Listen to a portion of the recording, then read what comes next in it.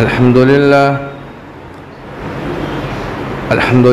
नहमदुहु व नस्तईनुहु व नस्तगफिरुहु व नु'मिनु बिही व नतवक्कलु अलैहि व नऊज़ु बिल्लाहि मिन शुरूरि अनफुसिना व मिन सय्यिआति अमालिना मन यहदिहिल्लाहु फला मुज़िल्ल लहु व मन युज़लिल्हु फला हादिय लहु व नशहदु अन ला इलाहा इल्लल्लाहु वहदहु ला शरीक लहु व नशहदु अन्न सय्यिदना व सनदना व शफ़ीअना व हबीबना व मौलाना मुहम्मदिन व बारिक व सल्लिम।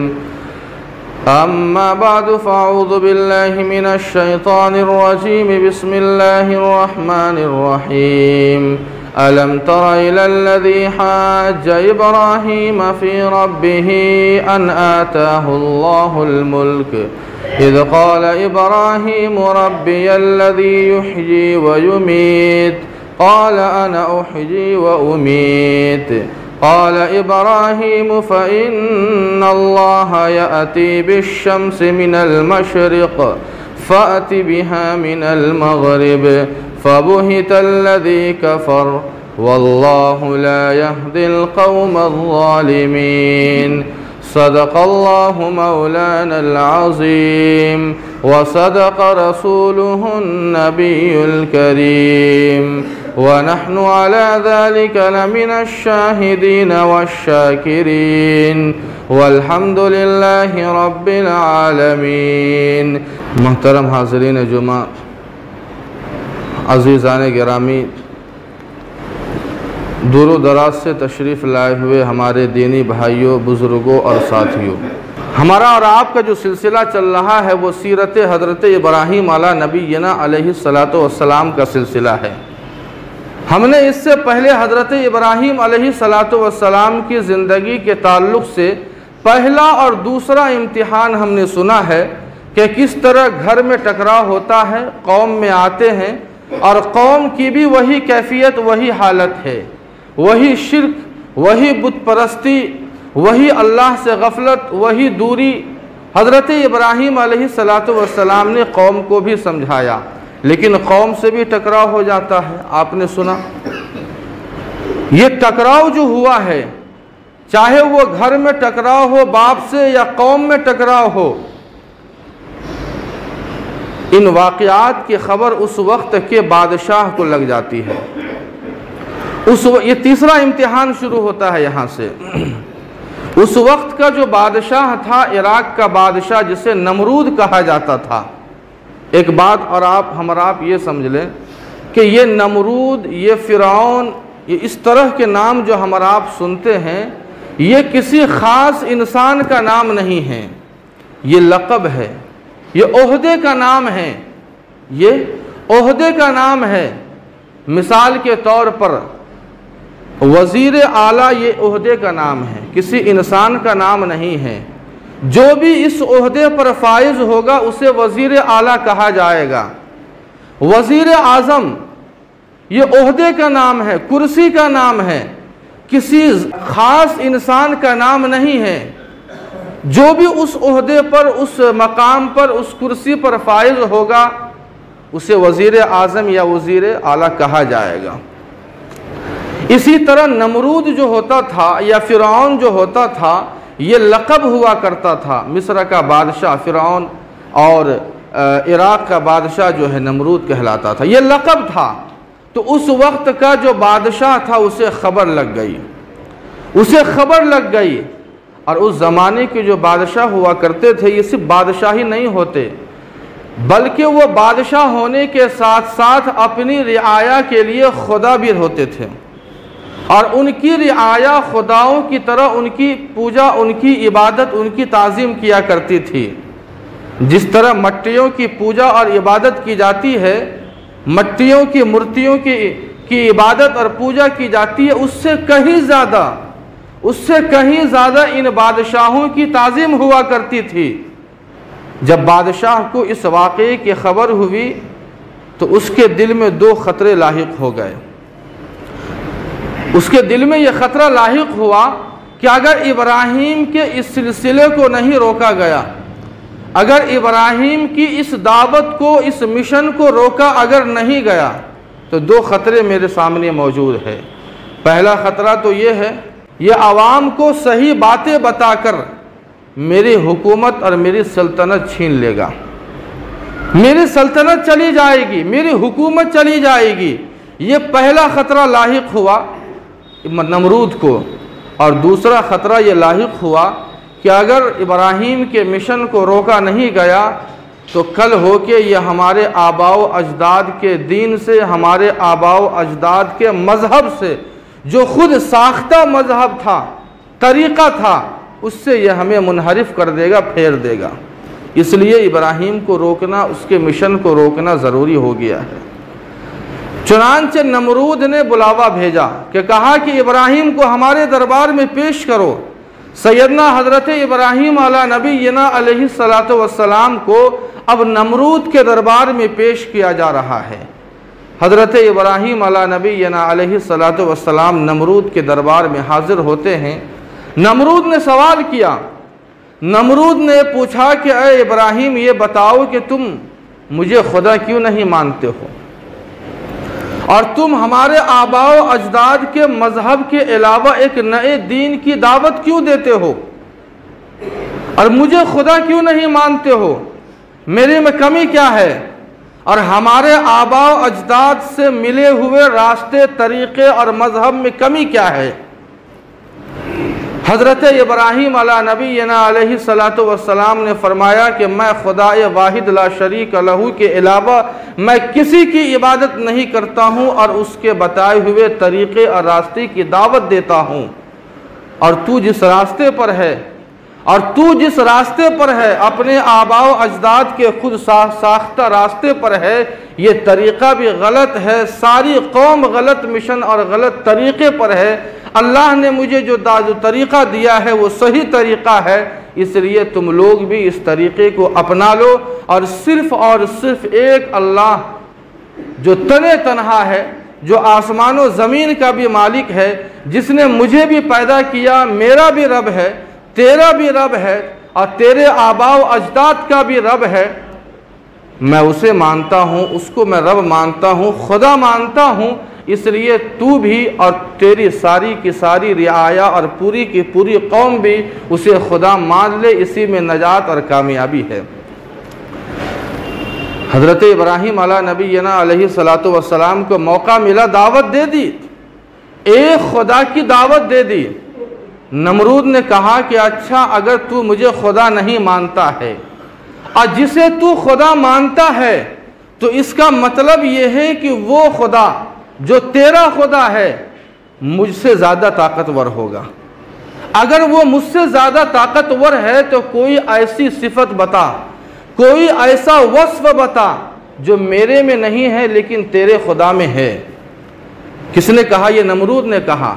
हज़रत इब्राहीम से कहा कि ऐसा वस्फ मुझे बता जो मेरे अंदर नहीं है लेकिन तेरे खुदा के अंदर वो मौजूद है। हज़रत इब्राहीम अला नबीना अलैहिस्सलातु वस्सलाम ने फरमाया कि रब्बियल्लज़ी युहजी व युमीत, मेरा रब वो है जो मौत भी देता है और हयात भी देता है, जो मौत व हयात का मालिक है। हज़रत इब्राहीम ने अल्लाह ताला की इस वस्फ़ को नमरूद के सामने बयान किया और पेश किया। नमरूद जो मौत व हयात की हकीकत और मौत व हयात की असलियत और मौत व हयात के फ़लसफ़े से नावाकिफ़ था, उसने अपनी कम फहमी और अपनी नाअक़ली का सबूत देते हुए कहा कि मैं भी मौत व हयात का मालिक हूँ। अगर तेरा रब मौत व हयात का मालिक है तो मैं भी मौत व हयात का मालिक हूँ और मैं तुझे बताता हूँ। नमरूद ने कहा कि देख मैं किस तरह मौत व हयात का मालिक हूँ। उसने जल्लाद को हुक्म दिया और कहा कि ऐसे शख्स को बुलाओ जिसके लिए सज़ाए मौत का हुक्म नाफिज किया जा चुका है, जिसके लिए मरना तय है, जिसके लिए फांसी का हुक्म दिया जा चुका है, तख्त-ए-दार पर उसे लटकाया जाना है। चुनांचे एक ऐसे आदमी को बुलाया जाता है जिसे फांसी देनी थी, जिसके मौत मुकद्दर हो चुकी थी, और उसे बुलाकर नमरूद ये कहता है कि जा अपनी ज़िंदगी गुजार ले। आज मैंने तुझे ज़िंदगी बख्श दी है, आज से आज़ाद है, दूसरे शख्स को बुलाता है जिसका कोई कसूर नहीं है, बेकसूर इंसान है, और जल्लाद को हुक्म देता है कि इसे इसकी गर्दन उड़ा दे, इसे कत्ल कर दे। चुनांचे जल्लादों ने उसकी गर्दन उड़ा दी। नमरूद ने हज़रत इब्राहीम से कहा, देखा मैं भी मौत देता हूँ और मैं भी हयात देता हूँ। नमरूद ने हज़रत इब्राहीम से कहा कि मैं भी मौत और हयात का मालिक हूँ, लेकिन कम अकल नमरूद को मौत व हयात की हकीकत का पता नहीं था कि आखिर मौत कहते किसको हैं और हयात कहते किसको हैं। और दूसरी बात, किसी मुजरिम को छोड़ देना ये भी तो गलत है, किसी मुजरिम और मुल्जिम इंसान को सज़ा न देना ये भी गलत है। और जो इंसान कुछ बेकसूर है, कोई कसूर नहीं है, बेगुनाह है, उसे सज़ा देना ये भी गलत है, उसे कुछ नहीं पता है। हज़रत इब्राहीम अला नबीना अलैहिस्सलातु वस्सलाम ये सारा माजरा देख रहे हैं। हज़रत इब्राहीम अला नबीना अलैहिस्सलातु वस्सलाम ने सोचा दिल में कि अगर इससे हम बहस करने लगेंगे, मुनाजरा करने लगेंगे कि देखो नमरूद मौत इसे कहते हैं और हयात इसे कहते हैं, जिस्म से रूह निकालने का नाम ये मौत है, या ये कि नेस्त से हस्त या हस्त से नेस्त करना, ये जो हकीकत है मौत व हयात की। हज़रत इब्राहीम ने सोचा कि अगर मैं मौत व हयात के फ़लसफ़े पर बहस करने लगा और इससे मुनाजरा करने लगा तो नमरूद अपने नापाक मकसद और इरादे में कामयाब हो जाएगा और ये अपनी कौम को उलझा देगा, मुगालते में डाल देगा और मैं नाकाम हो जाऊंगा। जो एक पाक इरादा और मकसद है, मैं कभी भी कामयाब नहीं हो सकता।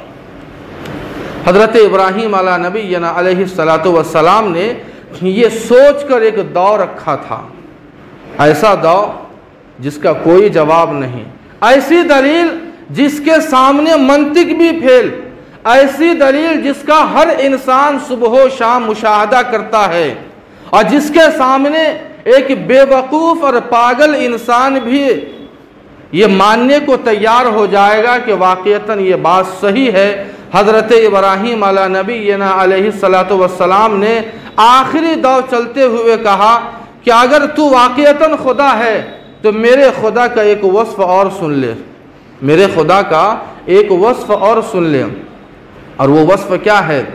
मेरा खुदा वो है जो मशरिक़ से सूरज निकालता है और मगरिब में उसे ले जाता है, सूरज को पूरब से निकालता है और पश्चिम में उसे जो है गुरूब करता है।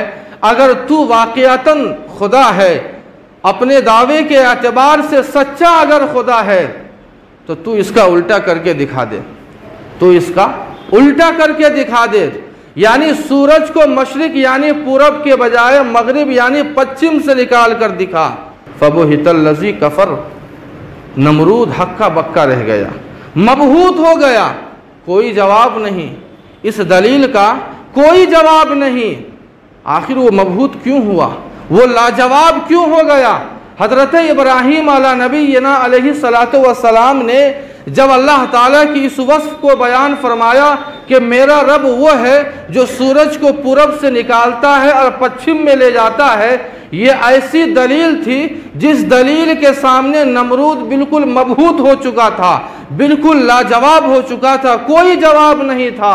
इसलिए कि ये ऐसी दलील थी जैसे 2 और 2 4। एक हमारा आप अगर 2 से इशारा करें तो कोई बेवकूफ़ इंसान भी ये नहीं कहेगा कि ये 4 है, हर इंसान कहेगा कि ये 2 ही है, पागल भी होगा तो वही कहेगा कि 2 है।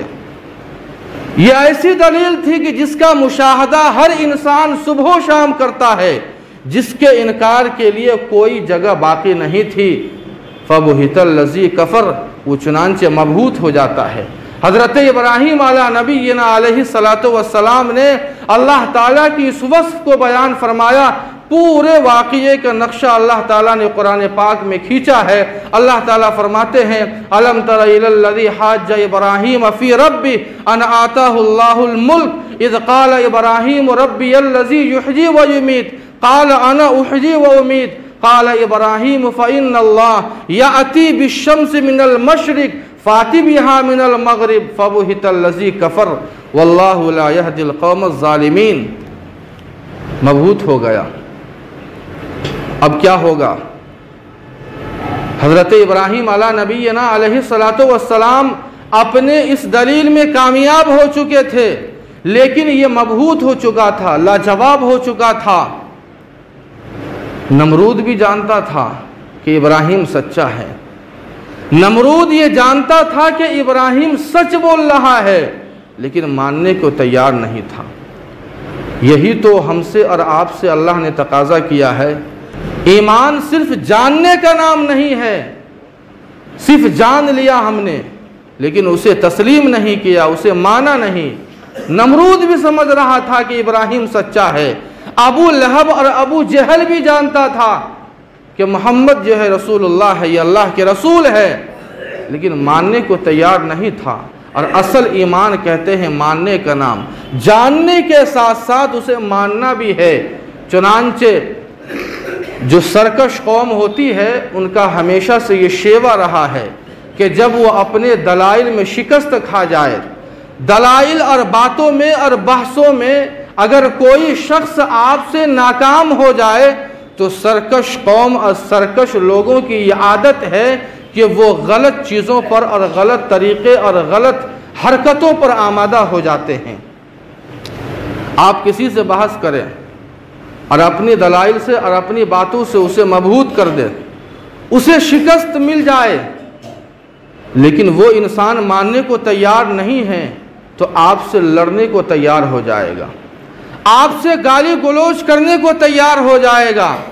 चुनांचे नमरूद ने जब ये देखा कि मैं इससे बातों में और इससे मुनाजरों में मैं अब कभी भी कामयाब नहीं हो सकता हूँ, उसने एक प्लानिंग की। और प्लानिंग ये थी कि उसने अपनी पूरी कौम को हज़रत इब्राहीम के लिए आग दहकाने का हुक्म दिया। सैयदना हज़रत इब्राहीम अला नबीना अलैहिस्सलातु वस्सलाम को आग में फेंकने की अब तैयारी हो रही है, और पूरी कौम को नमरूद ने आग जलाने का हुक्म दिया। महीनों तक आग दहकाया गया, और आग का यह आलम था कि उसके शोले आसमानों से बात कर रहे थे। यह आलम था 3 मील के फासले पर भी अगर कोई परिंदा गुजरता, जल भुन कर खाक मलिया मेट हो जाता। ये आलम था उस आग का, और उस आग में हज़रत इब्राहीम को फेंकने की तैयारी हो रही है। हज़रत इब्राहीम अला नबीना अलैहिस्सलातु वस्सलाम को फेंकने के लिए गोफन बनाया गया। जैसे आपने देखा होगा JCB का एक मुंह होता है आगे का, उसमें किसी चीज़ को रखा जाता है। या अगर आपको अंदाज़ा लगाना हो तो आम के बागीचे में चले जाइए, आम का महीना चल रहा है, और वहाँ आप देखे होंगे या देखा होगा आपने कि जो आम तोड़ने वाला होता है, बड़ी सी लकड़ी में एक गोफन बनाता है, और उसमें काटने का जो भी आला हो उसमें डालता है, उसके बाद तोड़ता है तो वो आम उसमें गिर जाता है। एक गोफन बनाया गया, और उसमें रखकर सैयदना हज़रत इब्राहीम अला नबीना अलैहिस्सलातु वस्सलाम को आग में फेंका गया। हज़रत इब्राहीम अला नबीना अलैहिस्सलातु वस्सलाम को आग में जब फेंका जाता है, तो अल्लाह ताला ने हज़रत जिब्राईल को मदद के लिए भेजा। हज़रत जिब्राईल ने कहा कि आखिर अगर कोई मदद की ज़रूरत हो, अल्लाह ने मुझे भेजा है, तो बताइए, मैं आपकी मदद के लिए आया हूँ। हज़रत जिब्राईल ने कहा, हज़रत इब्राहीम ने कहा कि अगर मेरे खुदा को मेरे हाल की खबर है और मेरा रब ये जानता है कि इब्राहीम आग में है, तो मुझे किसी की मदद की ज़रूरत नहीं है। और ये हमारा, ये आपका अक़ीदा है कि हर चीज़ की तासीर ये खुदा के कब्ज़े में है। आग की तासीर जलाने की है, छुरी की तासीर काटने की है, हर चीज़ की तासीर है, लेकिन तासीर ये अल्लाह के कब्ज़े में है। आग को जलाने का हुक्म अल्लाह ताला देंगे तब उसमें तासीर पैदा होगी। छुरी की तासीर काटने की है, लेकिन काटने की तासीर उसी वक्त पैदा होगी जब अल्लाह ताला छुरी को हुक्म देंगे। लेकिन अल्लाह ताला ने यहाँ आग से फरमाया, कुरान पाक ने उसका भी नक्शा खींचा है। अल्लाह फरमाते हैं, कुलना या नारुकूनी बरदन व सलामन अला इब्राहीम। अल्लाह ने कहा, या नारुकूनी बरदा, ए आग ठंडी हो जा। अल्लाह ने कहा आग से ठंडी हो जा, और इतनी ठंडी भी मत हो जाना कि जो इब्राहीम की जान लेने का ज़रिया बन जाए। इसलिए कि ज़्यादा जब ठंडक होती है तो ज़्यादा ठंडी होने से भी इंसान की जान जाती है। हमने और आपने भी देखा है, अंदाज़ा होगा सर्द मौसम के अंदर। इसलिए अल्लाह ताला ने फरमाया बरदन व सलामा, ऐसी ठंडी हो जाए कि जिसमें सलामती हो, जिसमें इंसान को, जिस ठंडक में इंसान को खुशी महसूस हो, मुसर्रत महसूस हो, फ़र्त महसूस हो कि वाक़ईतन यहाँ ठंडक महसूस हो रही है। जैसे एसी अगर आप चला दें तो कितनी अच्छी ठंडी लगती है, तबीयत खुश हो जाती है। अल्लाह ताला ने फरमाया कुल्ला या नारुकूनी बरदों व सलामा, बिल्कुल सलामती वाली ठंडी हो जा, इतनी भी ठंडी मत हो जा कि मेरे इब्राहीम की जान चली जाए। अल्लाह ताला ने आग को हुक्म दिया, आग ठंडी हो गई, गुले गुलजार हो गई। हज़रत इब्राहीम अला नबीना अलैहिस्सलातु वस्सलाम की जान बचती है। हज़रत इब्राहीम बहुत महफूज होकर वहाँ से निकलते हैं, एक भी बाल बीका हज़रत इब्राहीम का नहीं होता है, कुछ भी नुकसान नहीं होता है। आज भी हो जो इब्राहीम सा ईमा पैदा आग कर सकती है, अंदाज़े गुलिस्ता पैदा। उसके बाद हज़रत इब्राहीम अपना वतन छोड़ते हैं अपने अहलो आयाल के साथ में, इसी मिशन के वास्ते जिसका वाक़या हम और आप इंशाअल्लाह आगे सुनेंगे। अल्लाह पाक अमल की तौफ़ीक़ अता फ़रमाए। वमा अलैना इल्लल बलाग।